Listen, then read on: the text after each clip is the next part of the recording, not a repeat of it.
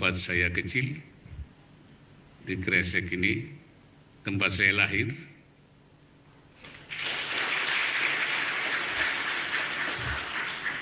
Jadi saya ini sebenarnya santri Kresek yang jadi wakil presiden.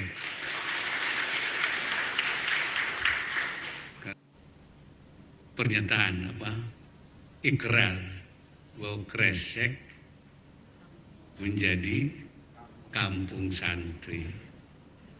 Saya minta mudah-mudahan kampung santri ini, sebenarnya Kresek itu sudah dari dulu kampung santri.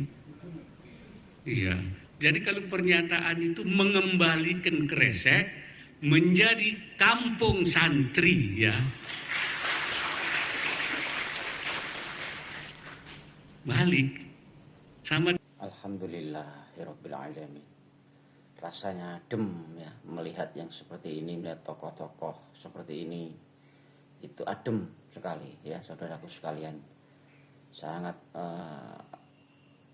membuat hati terenyuh dan senang lah. Artinya masih ada harapan kedamaian di negeri ini gitu. Alhamdulillah, semoga negeri ini senantiasa dilindungi oleh Allah Subhanahu wa taala dari maksud-maksud jahat dari orang-orang yang tidak bertanggung jawab. Alhamdulillahirabbil alamin. Alhamdulillah. Bagaimana sahabat sekalian, teman-teman melihat seperti ini? Apakah sama seperti apa yang saya rasakan ya, membuat dingin, adem dan menyenangkan gitu.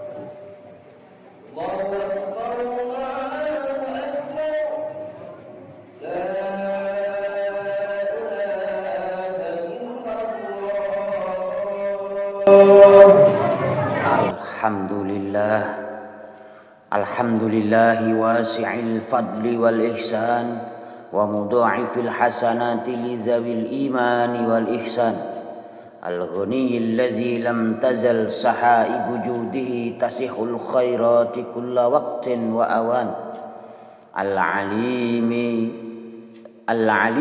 ladzi la yakhfa alayhi khawatirul janan al-hayyil qayyumil ladzi la taghidu nafaqatuhu bimarrid duhuri wal azman al-karimil ladzi ta'azzana bil mazid li zawi syukran ahmaduhu hamdan yafuqul adda wal husban wa ashkuruhu syukran nanalu bihi minhu mawahibar ridwan ashhadu an la ilaha illallah wahdahu la syarika lah daimul mulki was sultan wa mubrizu kulla man siwahu minal adami ilal wujdan alimuz zahiri wa man tawa alaihil janan wa ashhadu anna muhammadan abduhu wa rasuluhu wa khairatuhu min naw'il insan nabiyyun rafa'allahu bihil haqqa hatta taduha wastaban Allahumma salli wa sallim ala sayyidina Muhammadin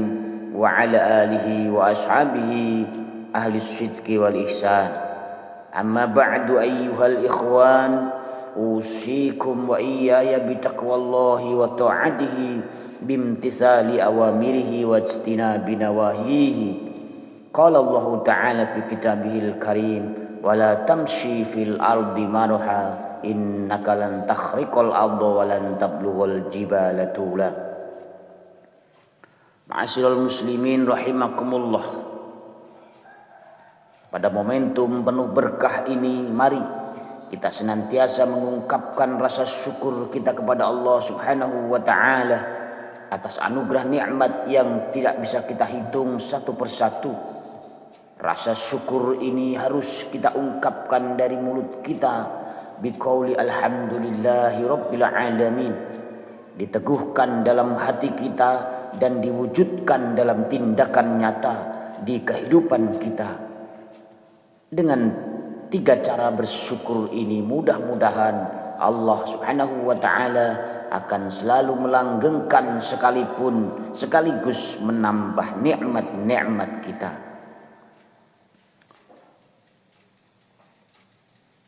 Selain mengingatkan untuk senantiasa bersyukur, khatib juga mengingatkan kepada diri khatib pribadi dan umumnya kepada para jamaah untuk senantiasa meningkatkan dan menguatkan ketakwaan kepada Allah Subhanahu wa taala dengan menjalankan semua perintahnya dan meninggalkan segala larangannya.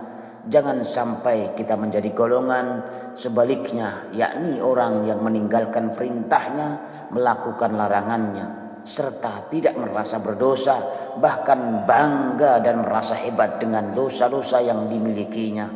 Na'udzubillah min zalik.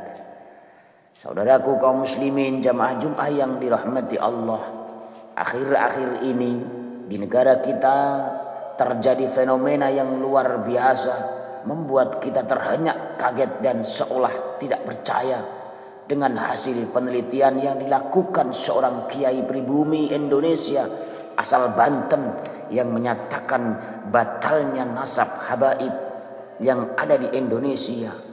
Batalnya nasab mereka disebabkan oleh kakek moyang mereka yang bernama Ubaidillah. Tidak ditemukan bukti yang mengkonfirmasi sebagai anak Ahmad bin Isa yang bersambung sanadnya kepada Rasulullah Sallallahu Alaihi Wasallam dalam beberapa kajian ilmu. Begitu juga melalui hasil uji tes DNA, mereka juga tidak terkonfirmasi sebagai keturunan Rasulullah Sallallahu Alaihi Wasallam yang diperoleh dari beberapa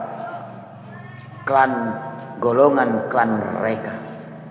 Dan sampai sekarang kajian kiai asal Banten itu belum terbantahkan, dan artinya selama belum ada yang membantah dengan ilmiah pula, maka kajian Kiai Imaduddin itu akan terus menjadi kebenaran sampai ada yang mampu membantahnya dengan dalil-dalil yang kuat. Untuk sampai sekarang ini mungkin yang bisa membantah kajian Kiai Imaduddin ini adalah hasil uji tes DNA yang dilakukan oleh habaib di Indonesia ini yang belum begitu banyak dilakukan. Melalui beberapa kajian kitab telah rasanya mustahil bisa ditemukan menurut beberapa yang membahasnya. Saudaraku sekalian yang dirahmati Allah, padahal kita tahu yang selama ini mereka begitu dicintai masyarakat karena keturunan darahnya. Walau ada dari mereka yang bodoh sekalipun, tetap membuat masyarakat rela diperlakukan tidak selayaknya manusia yang memiliki derajat yang sama. Menganggap nasab mereka yang agung membuat oknum-oknum Habib ini banyak yang berperilaku sok paling mulia dan lain sebagainya, walaupun tidak memiliki ilmu dan ketakwaan di hadapan Allah Subhanahu wa taala. Mungkin juga banyak karena penceramah-penceramah mereka yang mengatakan satu habib bodoh lebih utama dari kiai yang alim sekalipun. Dan ternyata terbukti banyak dari mereka oknum-oknum yang merendahkan kiai-kiai alim yang tidak berasal dari golongan mereka atau yang tidak memiliki nama habaib di depannya. Saudaraku sekalian yang dirahmati Allah, di balik semua ini pasti ada hikmah dan pelajaran yang besar dari polemik nasab ini. Pertama, kita harus sadar-sadarnya bahwa kita hanya hidup sebentar di dunia dan tidak ada yang perlu disombongkan dan merasa hebat dari orang lain.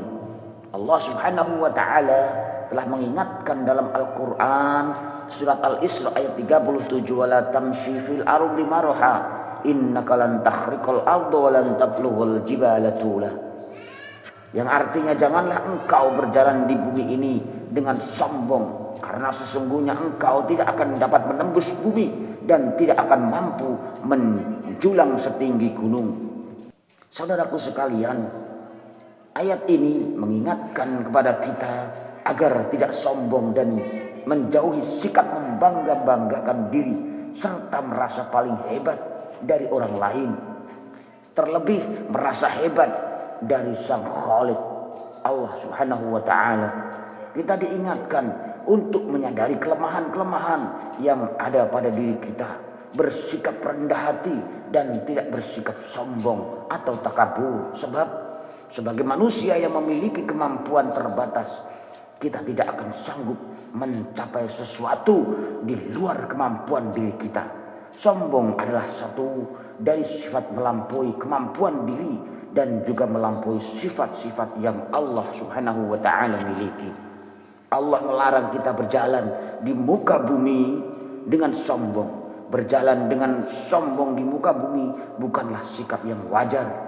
Karena bagaimanapun kerasnya derap kaki yang dihentakkan di atas bumi tidak akan menembus permukaannya. Dan bagaimanapun juga tingginya ia mengangkat kepalanya tidaklah dapat melampaui tingginya gunung.